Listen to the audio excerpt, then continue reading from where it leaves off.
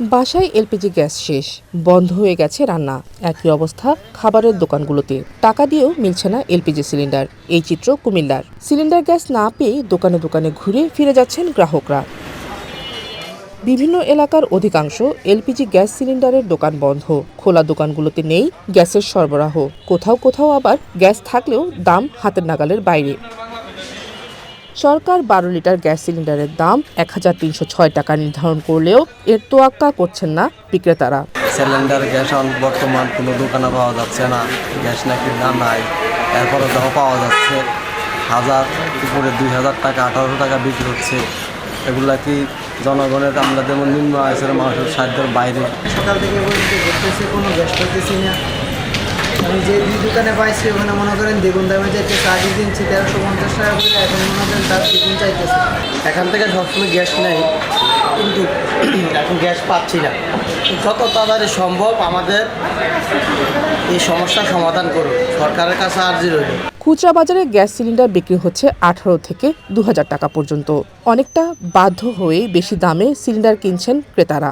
Distributor যদি আপনারা gas না দেয়, আমরা মতো তো আপনারা বাঁচবো না, আমরা চালাইতে পারতাম না। ঘটনা হচ্ছে আপনারা ডিস্ট্রিবিউটর আমরা গ্যাস দিব, আমরা কিন্তু ডিস্ট্রিবিউটর না, দোকানদার। আমরা গ্যাস দিলে আমরা বিক্রি করতাম না। কেন গ্যাসটা আসে না বাজারে, এটা আমাদের প্রশ্ন আপনাদের কাছে। এদিকে আপনার উৎপাদনের সমস্যা না কোনো সিন্ডিকেটের সমস্যা, এটা খুঁজে বাইর করেন। আমরা বাজারে এসে দোকানদাররা জরিমানা করেন, দোকান বন্ধ করে দেন, আমরা সাধারণ জনগণ পরিভোগান্তি। আমদানি নির্ভর একটা প্রোডাক্ট, এটা মজুত করা সম্ভব না। এটা হচ্ছে সরবরাহের কারণে আন্তর্জাতিক বাজারে বাংলাদেশে এলসি সমস্যা থাকার কারণে বাংলাদেশ ব্যাংক যে পারমিশনটা দেয় নাই গত নভেম্বরে, এটার কারণে একটু বিঘ্নতা ঘটছে। এজন্য তো গ্রাহক পর্যায়ে এটার প্রচণ্ড প্রেশার বেড়ে গেছে। এদিকে এলপিজি ব্যবসায়ীরা বলছেন নির্ধারিত দামের চেয়ে বেশি দামে সিলিন্ডার কিনতে হচ্ছে। পাশাপাশি চাহিদা অনুযায়ী সরবরাহও কম, এতে ক্ষতির মুখে পড়ছেন তারা। যার যার অবস্থান থেকে যতটুকু পারে আমরা যাতে গ্যাসটা খুব স্মুথলিভাবে ডেলিভারি দিতে পারি। ডেলিভারি দেওয়ার পরে আমরা আবার আমাদেরকে বলছে আপনারা আবার এটা এনশিওর করতে পারবেন যে রিটেলাররা যাতে ভোক্তাদের কাছ থেকে এখানে একটা বিশাল প্রফিট না নিতে পারে।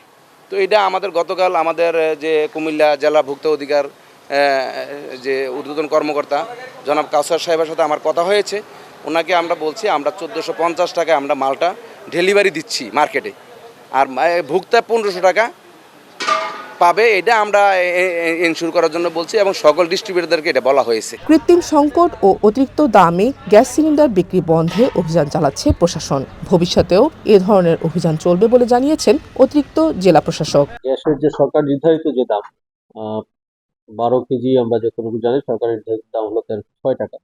আমরা বিভিন্ন জায়গা থেকে কিছু অভিযোগ পেয়েছি, সেই অভিযোগের সত্যতাও পাওয়া গেছে এবং তার আলোকে মোবাইল কোর্টও পরিচালনা হয়েছে। 14 গ্রামে একবারে সত্যতা নিশ্চিত করে মোবাইল কোর্ট পরিচালনা হয়েছে। ভোক্তা অধিকার সংরক্ষণ থেকে মোবাইল কোর্ট করা হয়েছে, তার 80,000 টাকা জরিমানা করেছে। গতকালকে মোবাইল কোর্ট হয়েছে, সেখানে 35,000 টাকা জরিমানা করা হয়েছে। এবং আজকেও মোবাইল কোর্টে মানে মাঠে আমাদের এক্সিকিউটিভ ম্যাজিস্ট্রেটগণ মাঠে কাজ করছেন, প্রতিনিয়তই মোবাইল কোর্ট হচ্ছে। তবে আরো যদি স্পেসিফিক তথ্য, যারা মানে আমাদেরকে স্পেসিফিক যে তথ্য যেখানে যে স্পটে বা যে দোকানে দেওয়া হচ্ছে, আমরা সেখানে মোবাইল কোর্ট করছি।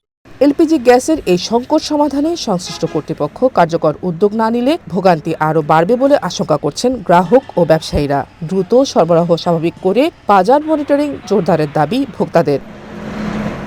Sheikh Nigar Sultana, one national desk.